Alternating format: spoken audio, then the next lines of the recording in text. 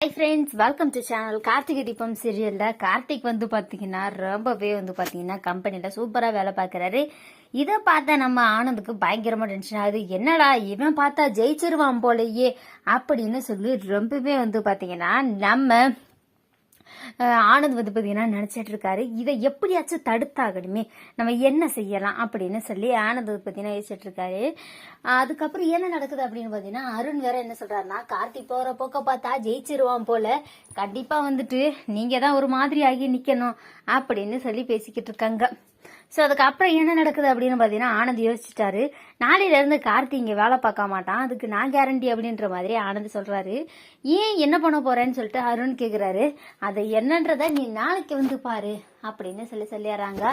So அதுக்கப்புறம் என்ன நடக்குது அப்படின்னு பார்த்தீங்கன்னா அடுத்து நம்ம ரியா வந்துட்டு அவங்க ஹஸ்பண்ட் எல்லா உண்மையும் நம்ம மீனாட்சிக்கிட்டையும் நம்ம மீனாட்சியோடைய அன்னிக்கிட்டையும் சொல்றத பார்த்தோன்னே வந்து பார்த்தீங்கன்னா ரியா வந்துட்டு எப்படியாச்சும் இவன் இங்க இருந்தானா எல்லாருக்கிட்டையும் உண்மையை சொல்லிடுவான், கண்டிப்பா அது பெரிய பிரச்சனை ஆகும், முதல்ல இங்க இருந்து இவனை கடத்திடலாம் அப்படின்னு சொல்லிட்டு வேற ஒரு இடத்துக்கு வந்து பாத்தீங்கன்னா ரியாவுடைய கணவரை மாத்திடுறாங்க.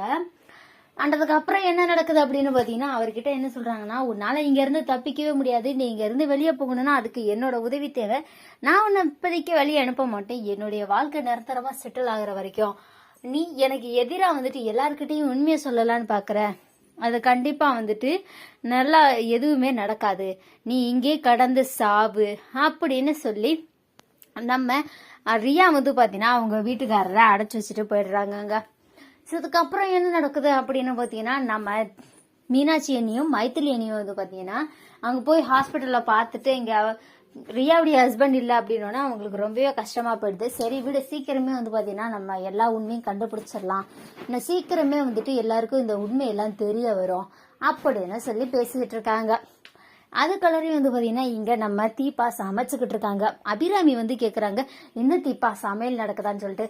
ஆமத்த, இவங்களுக்கெல்லாம் இவ்வளோ டேஸ்டியாக சமைச்சு போடலன்னு யாரு கேட்டா, என்னத்தே பண்றது, இருந்தாலும் பாவம் இல்லை, பாவம் பார்க்காத தீபா, இவங்களுக்கெல்லாம் வேற மாதிரி ட்ரீட்மெண்ட் கொடுக்கணும் அப்படின்னு சொல்லிட்டு எல்லாத்துலேயுமே வந்து பார்த்தீங்கன்னா அதிகமான உப்பு காரம்லாம் சேர்த்து வச்சிடுறாங்க. அது எல்லாமே வந்து பார்த்தீங்கன்னா ரியாவும் ஐஸ்வர்யாவும் சாப்பிட்றாங்க. செம்ம இன்ட்ரெஸ்டாக போயிட்டு இருக்கு நம்ம கார்த்திகை தீபம் சீரியல். இந்த வீடியோ உங்களுக்கு பிடிச்சிருந்தா லைக் பண்ணுங்க, ஷேர் பண்ணுங்க, அது இருக்கு நீங்க நம்ம சேனல்ல சப்ஸ்கிரைப் இல்லைன்னா சப்ஸ்கிரைப் பண்ணிக்கோங்க, கூட இருக்க பிடிக்கிறேன் மறக்காம கிளிக் பண்ணிக்கோங்க. Okay friends, thanks.